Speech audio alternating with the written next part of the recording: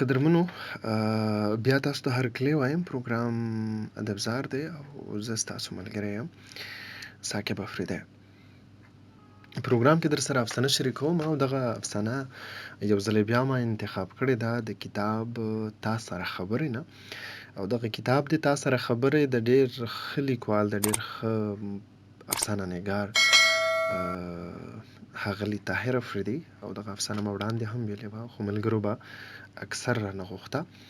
نو غواړم چې دغه افسانه در سره نن یو ځل بیا شریکه کړمه او په دغه هیله چې یو ځل بیا ستاسو خوښه شي. که چېرې په دویم ځل تاسو اورئ او که په لومړي ځل باندې اورئ نو خامخا به مو خوښیږي.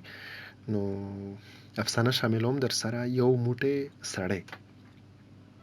اول خو د ظفرخان یو وهم وګڼلو، بیا یې شک پیدا شو، بیا یې په دغه شک یقین راغلو او بیا په یقین محکم بدل شو.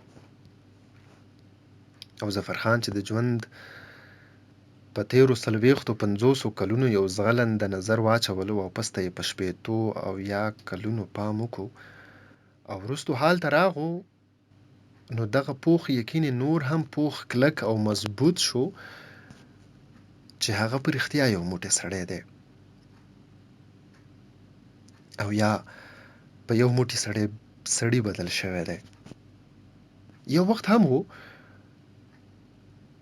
چې هغه د مارغه غوندې په بره د الوتلو خواهش او ارمان لرلو او د دغه ارمان پوره کولو دپاره هغه ډېر او نه ستړی کېدونکی محنت کولو. سبق ویلو نه پسې خپل پلار سره عملي ښودنې زده کړه او چې زلمیتوب د هغه د وجود دننه په ترنځکو د هغه په زړه قابض شو، نو د هغه سترګې په شاله خوږې شوې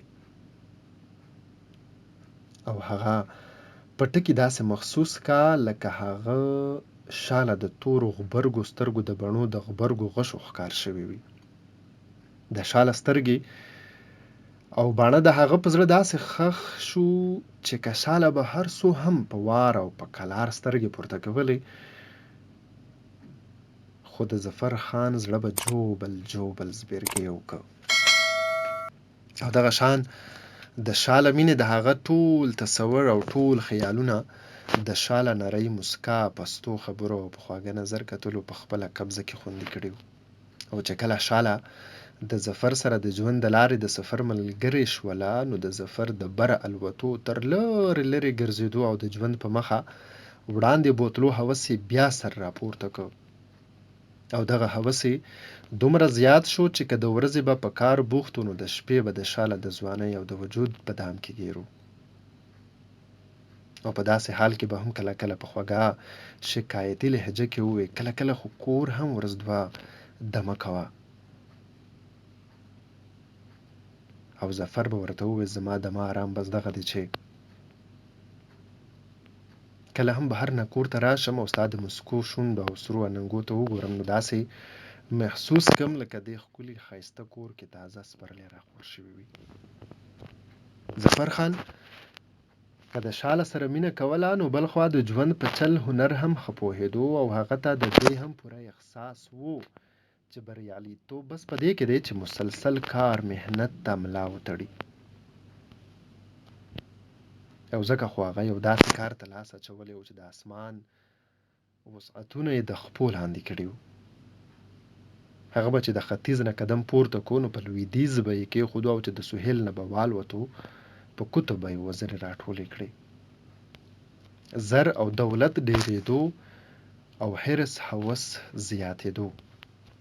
که څه هم ظفر ته د ژوند دغه الوت د شاله نه سوا نیمګړی او پیکه ښکارېدو، خو په وړاندې تلل او د ژوند په تګ کې هغه ګړندی ځان خوښولو، نو اوس دا د هغه یو عادت جوړ شوی و چې د ژوند په منډه کې هغه تر ټولو نه وړاندې دی وي. او اوس د عمر د اوچتو پوړو په هغه رستنۍ پوړۍ ولاړ و چې پورته قدم اخیستل ورته ډېر مشکل او ګران جوړېدل. اوس هغه ته د لاس د عصا ضرورت و او د دغه ضرورت دپاره د هغه لوڼه زامن هر وخت تابعدار ولاړ و.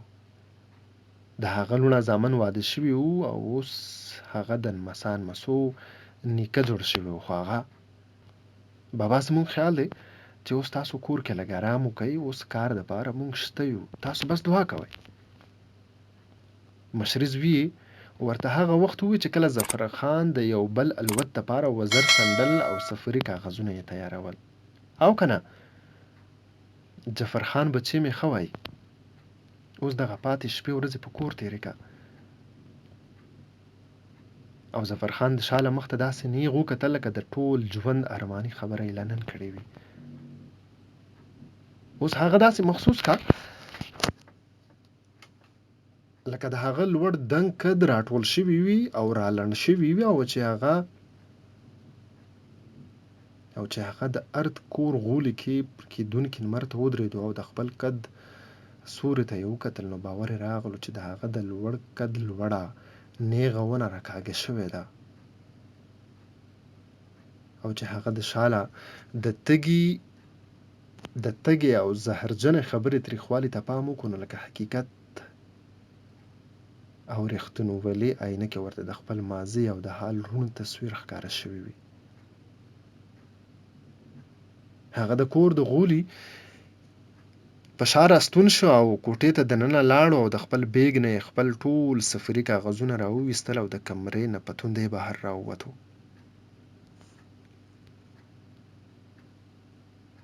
ناښه ورته ووایي که نه، دې عمر ته یې وګوره او دې د حرص هوس تندې ته یې وګوره. خدای خبره که په مرګ هم دغه د حرص تنده ماته شي.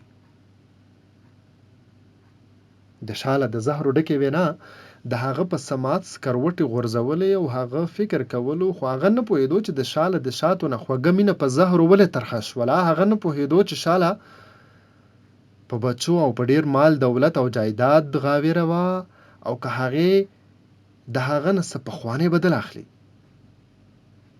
لکه د هغې ټول عمري مینه د هغه سره یوه دوکه وي، یو فریب وي. هغه سوچ کولو چې د شاله خبره بیا تر غوږ شوه. ما د ده سره ټول عمر مینه کړې وه، خو دې حرصي بنده ما ته زما د ژوند هغه برخه را نه کومه چې زما حق جوړېدو. دې حرصي بنیادم ژوند یوازې په مال، جایداد او په زرو تړلی و. هغه په دې نه پوهېدو چې مینه یوازې په مال دولت نه ده تړلې. مینه او ظفر خان د شاله نورې جذباتي خبرو ته غوږ کېښودو، ورو غوندې ځان سره ووایي، رښتیا وایي، ما د شاله سره په دې هکله ډېر زیاتی کړی دی. او دغه خیال راتلو سره په هغه پیمانې یوه تیزه چپه راغله، او هغه سر داسې ګریوان ته ښکته کړو لکه تېر شوی وخت پسې منډه وهي.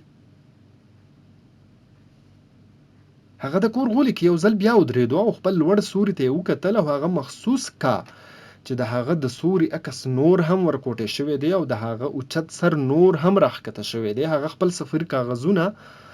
سفري کاغذونو ته وکتل او داسې وګڼله چې هغه د ژوند ګټلې لوبه نن ټول په ټوله بایلله.